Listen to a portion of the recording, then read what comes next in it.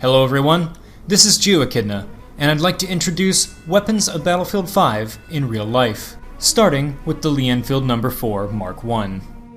I decided to take a crack at this concept because I happen to own a small number of the rifles that appear in Battlefield 5 in the real world, and I'd like to compare and contrast what appears in the game with the tangible wood and steel things. Video game guns tend to take a lot of liberties in terms of graphical presentation, feel, and tactics, but it's always interesting to see how they're portrayed in the medium.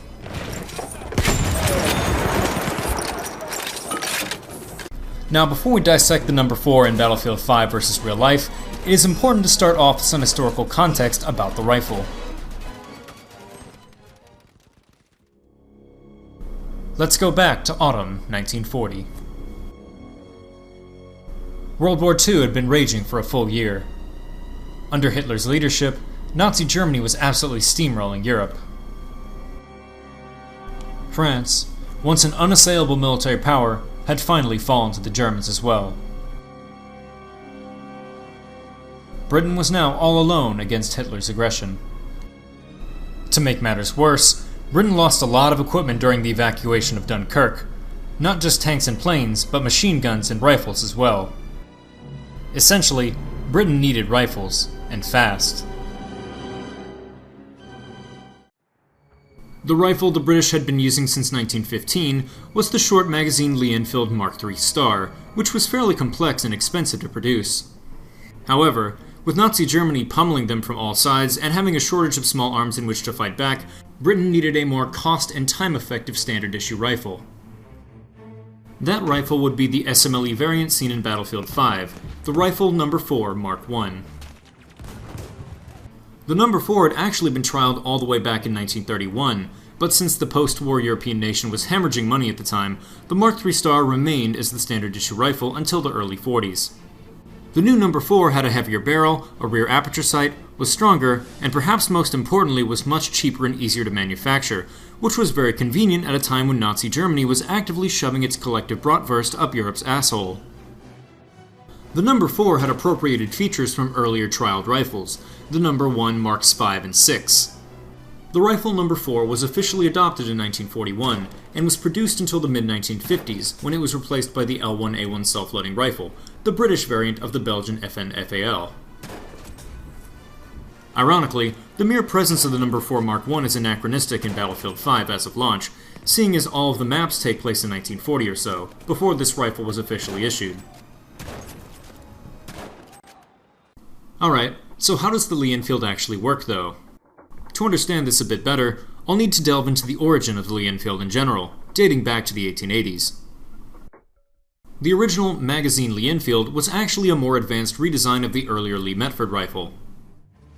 The Lee-Metford was an innovative design, featuring a rear-locking bolt and detachable magazine designed by James Paris Lee, and polygonal rifling concocted by William Ellis Metford. While revolutionary for the time, the Lee-Metford design was not able to effectively handle the pressure of the newly invented smokeless gunpowder. The Lee-Metford underwent a substantial redesign, and emerged as the magazine Lee-Enfield. While many updates were made to the design throughout its service life, the basic operation of the Lee-Enfield was largely unchanged. The Lee-Enfield is loaded with two 5-round chargers or loose rounds, for a total magazine capacity of 10 cartridges.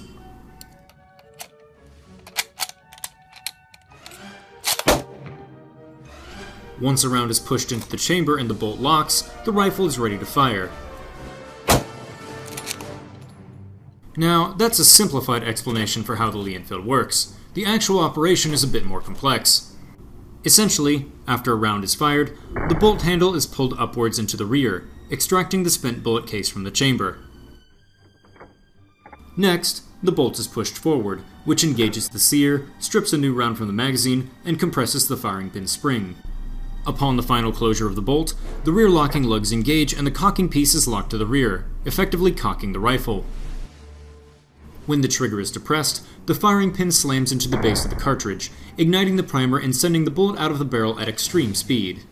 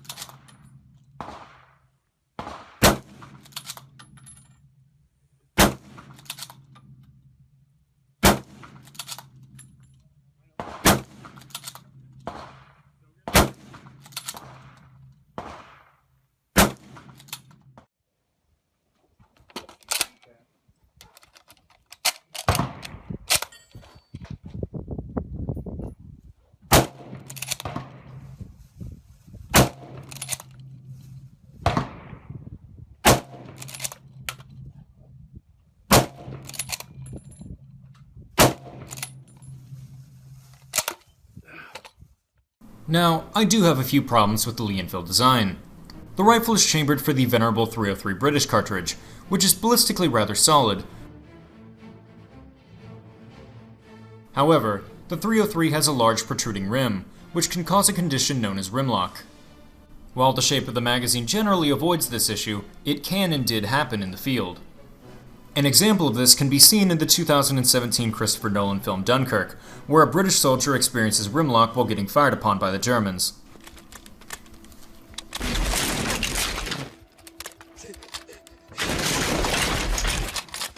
In addition, while James Paris Lee's magazine system was revolutionary for the time, it's still pretty finicky. Each one is specifically tuned to the rifle, and if the user were to bang or otherwise damage the feed lips, the magazine might not work properly. However, the Lee-Enfield has still proven to be a reliable battle rifle the world over. After all, it can't be that bad if 17 million of them were made. And all in all, it's still a great rifle to shoot and a lot of fun.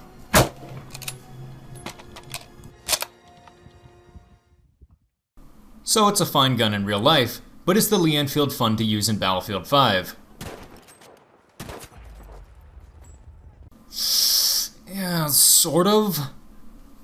On the one hand, the number 4 in Battlefield 5 is absolutely gorgeous and even sounds like the real thing. I've never seen a more accurate visual representation of a Lee-Enfield in a video game before.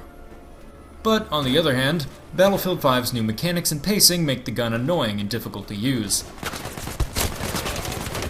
The first issue is the iron sights. Ironically, in real life, the rear aperture sight of the Lee-Enfield No. 4 Mark I was quite excellent, and a genuine improvement to the Lee-Enfield design. These sights allowed for rapid and accurate follow-up shots with minimal disruption of your sight picture or eye strain.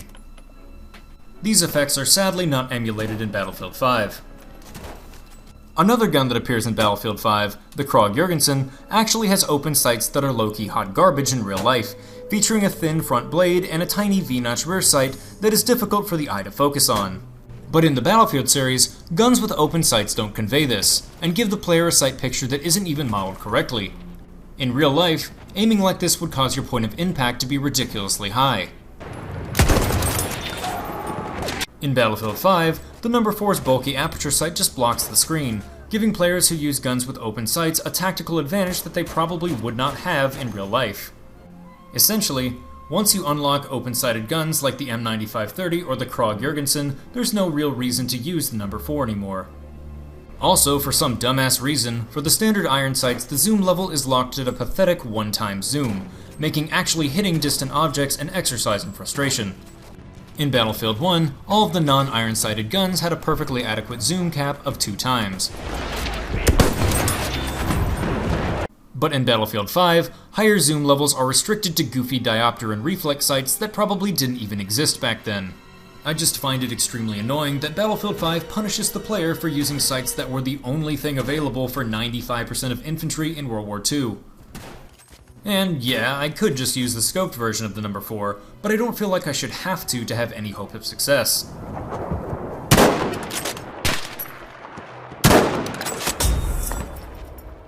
Combining this with glitchy netcode, a too fast time to kill, and the blanket damage and velocity nerf for all of the bolt actions, using the No. 4 and really all of the other recon rifles is just sort of a chore. Sometimes I'll get lucky and absolutely dunk on everyone for a few minutes, but these moments are few and far between. It's disappointing because I loved being a scout in Battlefield 1, but Battlefield 5 sadly makes recon less enjoyable than the other classes. Well, there you have it. The real-life Lee-Enfield No. 4 Mark I compared to its Battlefield 5 counterpart. The Lee-Enfield wasn't perfect, but it was a good enough design to soldier on for over a century, long after better rifle designs had come and gone. I hope you all enjoyed the video, and if you did, please consider throwing me a like or a comment and say what's on your mind. Until next time, WWII signing off.